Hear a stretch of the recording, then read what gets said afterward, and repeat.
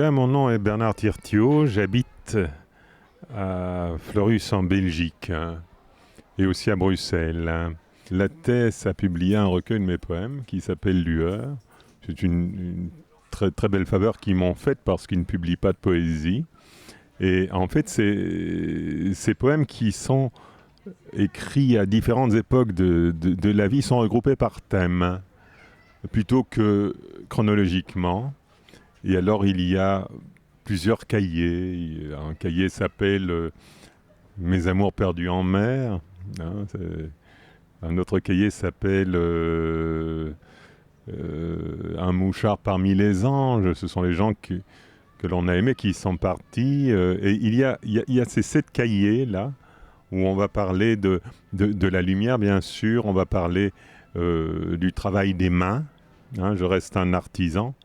Et on va parler du temps qui passe, parce que finalement ce sont toujours des thèmes qui nous traversent, de ce qui nous blesse. Il y a un cahier qui s'appelle La blessure sous l'écorce. Mon coup de cœur, en fait, est un livre un peu culte dont je vais me servir lors de l'écriture d'un roman qui s'appelait Le Puisatier des abîmes.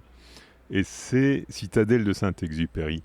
Et c'est vrai qu'on m'a souvent demandé, parce que c'est une question classique, quel livre emporteriez-vous sur une île? Et je disais Citadelle Saint-Exupéry, non, parce que d'une part, c'est une nourriture, je trouve. C'est l'écriture d'un homme encore jeune, c'est une sorte de testament d'homme de 40-42 ans. C'est à peu près l'âge qu'il avait quand il écrivait ça, Saint-Exupéry. L'histoire d'un vieux guide, d'un vieux prince, qui raconte la manière dont il a mené les hommes. Saint-Exupéry écrit ça en même temps qu'il écrit un testament d'enfant qui s'appelle Le Petit Prince.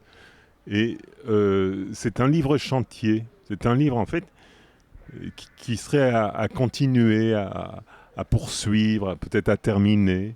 Donc je me dis, c'est le livre idéal, parce qu'avoir un livre fini, c'est triste. D'ailleurs, Saint-Exupéry, dans Citadelle dit je trouve triste une ville achevée. Donc c'est un véritable chantier et c'est ce que j'aime bien.